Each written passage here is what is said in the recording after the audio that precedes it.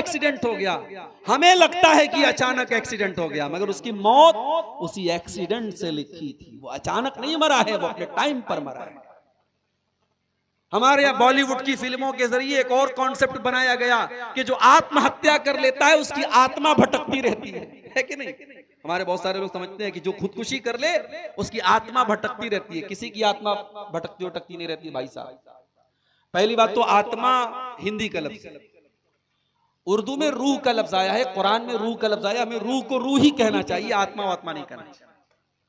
मरने के बाद कोई इंसान दोबारा दुनिया में नहीं आ सकता, चाहे उसका मर्डर हुआ हो, चाहे उसने सुसाइड किया हो, चाहे एक्सीडेंट हुआ हो, किसी भी तरीके से वो मरा हो, किसी की भी रूह दुनिया में वापस, बोलो भाई, नहीं आ सकती।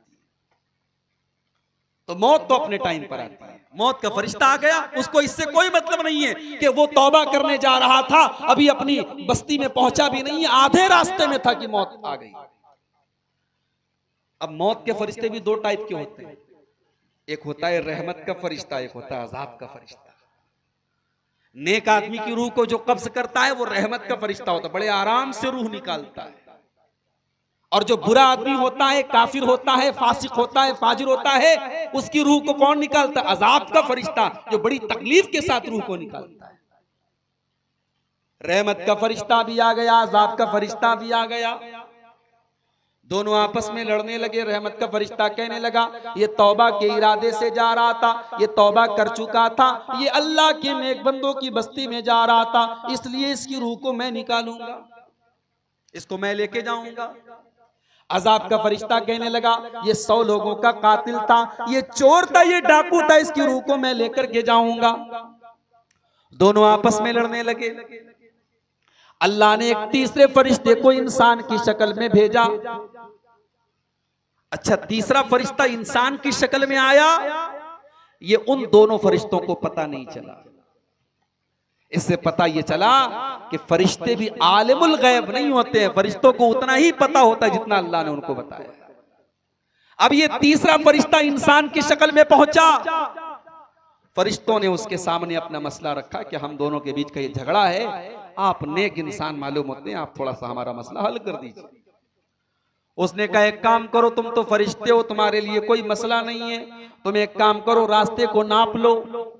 ये जहां से चल करके आया था उस रास्ते को भी नाप लो, और जहां ये चल के जा रहा था उस रास्ते को भी तुम नाप लो, और ये देख लो कि ये नेक लोगों की बस्ती से ज्यादा करीब है या बुरे लोगों की बस्ती से ज्यादा करीब है। अगर ये नेक लोगों की बस्ती से करीब है तो रहमत का फरिश्ता इसको लेकर के जाएगा, और बुरे लोगों की बस्ती से करीब है तो अजाब का फरिश्ता लेकर के जाएगा।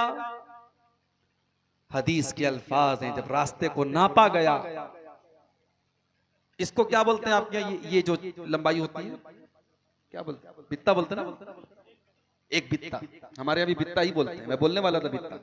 इसको उर्दू में बालिश बोलते हैं, बालिश, एक पंजे की जो फासला होता है, इसको अरबी में कहते हैं शिब्र। अल्लाह के नबी फरमाते हैं कि जब रास्ते को नापा गया तो उस इंसान की जो लाश थी वो नेक लोगों की बस्ती से एक बित्ता ज्यादा करीब थी। अल्लाह ने बचा लिया उसको। क्यों बचा लिया मेरे भाई? एक बित्ता वो करीब था नेक लोगों की बस्ती के, और ये डिसीजन हो गया कि रहमत का फरिश्ता इसको लेकर के जाएगा, क्योंकि उसकी नीयत थी सच्ची तौबा करने की, और अल्लाह तबारक व तआला नीयत पर सवाब देता है। अगर आपकी नीयत सच्ची होगी तो आपका सवाब कहीं नहीं जाएगा। अल्लाह के नबी जिहाद के सफर पे जा रहे हैं, लड़ाई के मैदान में जा रहे हैं। बहुत सारे ऐसे साहबा हैं जो गरीब हैं, मजबूर हैं, बेकस हैं, बेसहारा हैं, वो किसी वजह से उस लड़ाई में नहीं जा पाए। किसी की टांग सही नहीं है, कोई बूढ़ा हो चुका है, कोई कमजोर है, कोई बीमार है। अल्लाह के नबी जब सफर पे जाते हैं, रास्ते में अपने साहबा से कहते हैं, ओ लोगो, इन्ना क़वामन बिल मदीनती मा सिरतुम मसीरन औ क़तातुम वादियन इल्ला हुम माकुम, ऐ मेरे सहाबा कुछ लोग ऐसे भी हैं जो मदीना में रहते हैं मगर तुम जहां जहां जाते हो तुम्हारे साथ साथ वो लोग भी चलते हैं, तुम्हारे साथ साथ वो भी हर जगह जाते हैं, उनको भी तुम्हारे साथ जाने का पूरा पूरा सवाब मिलेगा, हालांकि वो लोग मदीना के अंदर हैं। साहबा ने कहा, अय अल्लाह के नबी ऐसा कैसे हो सकता है कि वो तो मदीना के अंदर हैं और जहां जहां हम जा रहे हैं उनको पूरा पूरा सवाब मिलेगा। अल्लाह के नबी ने फरमाया, हबसहुमुल उज़्रु, वजह यह है कि वो बेचारे मजबूर थे, उनकी नीयत तो थी, उनका इरादा तो था, लेकिन वो मजबूर थे, इसलिए अल्लाह ताला उनको पूरा पूरा सवाब देगा। नीयत अगर आपकी सच्ची है तो अल्लाह सवाब पूरा देगा। गज़वे तबूक का मौका याद कीजिए, अल्लाह के नबी अपने सहाबा के दरमियान ये ऐलान करते हैं कि मेरे सहाबा, मदीना से 700 किलोमीटर दूर का लंबा सफर करना है, मई जून का महीना है, गर्मी का मौसम है, ऐ मेरे सहाबा हमारे पास सामान नहीं है, हमारे पास सफर की तैयारी नहीं है, ऐ मेरे सहाबा तुम इस गज़वे के लिए, इस जंग के लिए जो भी तुम ताउन पेश कर सकते हो करो। मन जहज़ जैशल उसरा फलहु अल जन्ना, अगर इस लश्कर की तैयारी में तुमने अपना जान दिया, अपना चंदा दिया, अपना ताउन पेश किया तो मैं तुम्हें जन्नत की गारंटी देता हूं।